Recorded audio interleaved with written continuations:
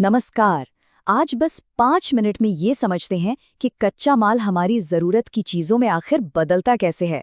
ये सब मुमकिन होता है विनिर्माण उद्योगों की वजह से। तो चलिए इसके सबसे जरूरी पॉइंट्स को जल्दी से समझ लेते हैं।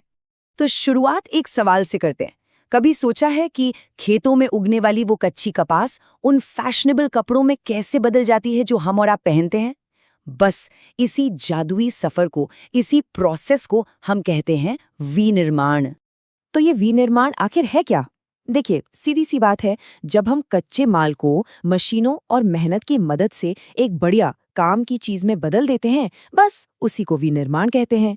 एग्जाम्पल के लिए, कपास से कपड़ा बन गया या फिर लोहे से बन गई मशीनें।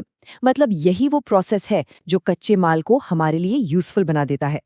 ठीक है, तो ये तो समझ आ गया कि विनिर्माण क्या है, पर सवाल ये उठता है कि आखिर ये किसी देश के लिए इतना इतना जरूरी है क्यों? चलिए इसके महत्व को समझते हैं। देखिए, विनिर्माण को किसी भी अर्थव्यवस्था की रीढ़ की हड्डी कहा जाता है। सोचिए, ये सिर्फ देश की इकोनॉमिक ग्रोथ को ही नहीं बढ़ाता, बल्कि लाखों लोगों को नौकरियां भी देता है। इससे होता क्या है?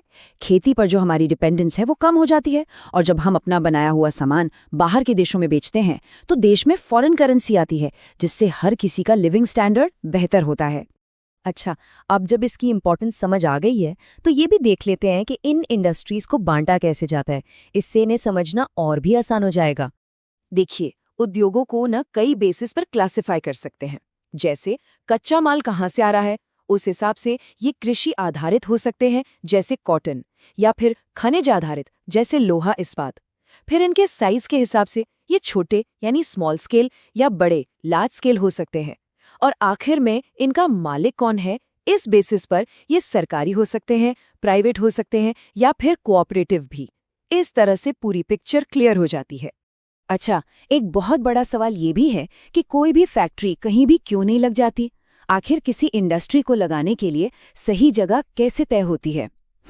इसके पीछे कुछ बहुत जरूरी वजह होती हैं। चलिए उन पर एक नजर डालते हैं। तो देखिए, किसी भी इंडस्ट्री की लोकेशन है वो 6 मेन चीजों पर डिपेंड करती है। सबसे पहले तो कच्चा माल मिलना चाहिए, फिर काम करने के लिए लेबर चाहिए, पैसा यानी कैपिटल बहुत जरूरी है, फिर फैक्ट्री चलाने के लिए बिजली मतलब पावर, और सामान लाने ले जाने के लिए ट्रांसपोर्टेशन, और सबसे आखिर में माल बेचने के लिए पास में एक मार्केट भी तो होना चाहिए। और हाँ, इन 6 फैक्टर्स को याद रखने की एक जबरदस्त ट्रिक भी है। बस ये एक लाइन याद कर लीजिए: कच्चा, श्रम, पूंजी, ऊर्जा, बाजार, परिवहन। ये एक कमाल की मेमोरी ट्रिक है। इन सभी पॉइंट्स को याद रखने में बहुत मदद करेगी, पक्का। चलिए अब इन फैक्टर्स को थ्योरी से निकालकर जरा असल दुनिया में देखते हैं और भारत की कुछ ऐसी बड़ी इंडस्ट्रीज पर नजर डालते हैं जो हमारी अर्थव्यवस्था की जान है।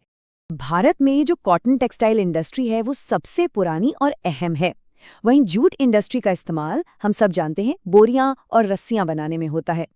और फिर आता है लोहा और इस्पात उद्योग, जिसे बेसिक इंडस्ट्री भी कहते हैं। अब इसे बेसिक क्यों कहते हैं? क्योंकि यही वो इंडस्ट्री है जो दूसरी सभी इंडस्ट्रीज को मशीनें बनाने के लिए कच्चा माल देती है। मतलब ये एक तरह से बाकी उद्योगों की नींव है। लेकिन उद्योगों का एक दूसरा पहलू भी है, और वो है प्रदूषण। ये एक बहुत सीरियस प्रॉब्लम है, पर अच्छी बात यह है कि इसके सॉल्यूशंस भी हैं। तो चलिए देखते हैं कि इस चुनौती से कैसे निपटा जा सकता है।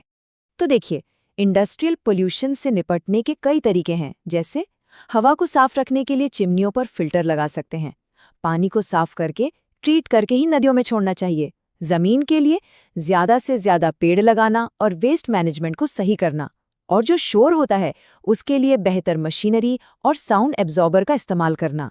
मतलब हर प्रॉब्लम का सल्यूशन है, बस उसे लागू करने की जरूरत है।